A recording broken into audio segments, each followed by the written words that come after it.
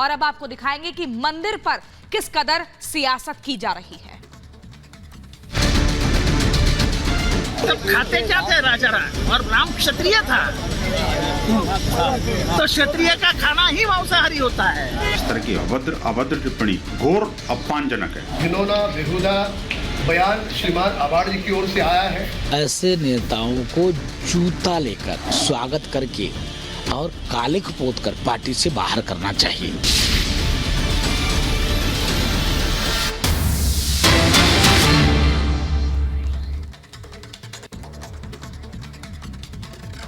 और इस बीच बड़ी खबर आपको बता दें, जितेंद्र आह्वान पर बोले हैं रामदेव, योग गुरु बाबा रामदेव बोले हैं राम पर बयान देने से बचना चाहिए।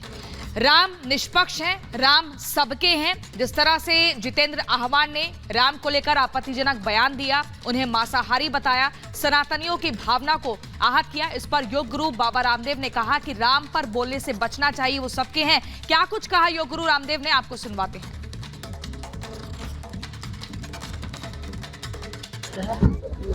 जो राजनीतिक पार्टियां अपना अस्तित्व बरकरार रखना चाहती हैं, उनको राम पर किसी भी प्रकार की, जो राजनीतिक पार्टियां अपना राजनीतिक वजूद बरकरार रखना चाहती हैं, उनको किसी भी प्रकार की मर्यादा पुरुषोत्तम भगवान श्याम पर अभद्र टिप्पणियों से बचना चाहिए।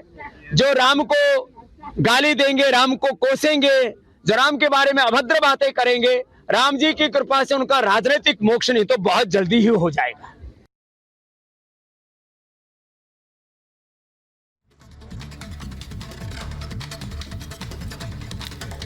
तो एनसीपी के नेता जितेंद्र आह्वान ने जिस तरह के बयान प्रभु श्री राम को लेकर दिए, उसके बाद लगातार साधु संतों के निशाने पर हैं। भारतीय जनता पार्टी उनसे आक्रोशित है, उनके खिलाफ एफआईआर दर्ज कराई गई है घाटकोपर पुलिस स्टेशन में आज सुबह, और अब वो कह रहे हैं कि मैं अपनी बात से नहीं मुकरूंगा। उन्होंने कहा कि अगर मेरी बात से किसी को बुरा लगा है तो मैं माफी मांगता हूं।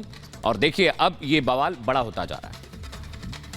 बिल्कुल, तो जिस तरीके से आप देख रहे हैं कि प्रभु श्री राम पर इंडी गठबंधन के नेता जितेंद्र आह्वान की ओर से जिस तरीके की टिप्पणी की गई, उसके बाद बीजेपी लगातार माफी की मांग कर रही है और दूसरी ओर लगातार साधु संत नाराजगी जाहिर कर रहे हैं कि आखिर बार बार राम का अपमान क्यों किया जा रहा है। देखिए इस खास रिपोर्ट में।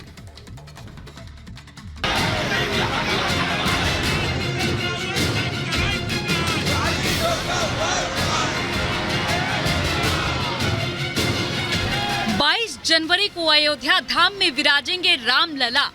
रामलला की प्राण प्रतिष्ठा के लिए जोरदार तैयारियां जारी हैं, तो वहीं सनातन के अपमान की सियासत भी बदस्तूर जारी है। मर्यादा पुरुषोत्तम प्रभु श्री राम पर जितेंद्र आह्वान के शर्मनाक बयान के बाद देश भर के साधु संतों में आक्रोश है। एक तरफ जहां आह्वान के खिलाफ बीजेपी ने मुंबई में जोरदार प्रदर्शन कर माफी की मांग की है, तो दूसरी तरफ साधु संतों का आक्रोश भी आह्वान के खिलाफ छलका है। पहले मुंबई में बीजेपी के आह्वान के खिलाफ प्रदर्शन की तस्वीरें देख लीजिए।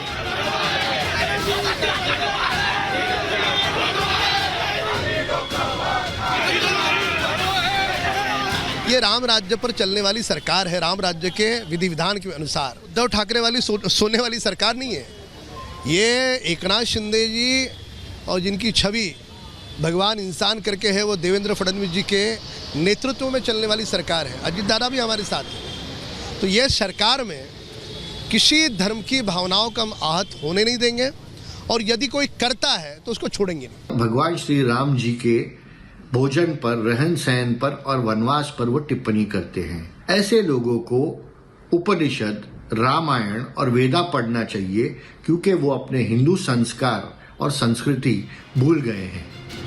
साधु संतों ने शर्मनाक बयान पर जबरदस्त प्रतिक्रिया दी है। प्रभु श्री राम के खिलाफ विवादित बयान के बाद संतों में आक्रोश है।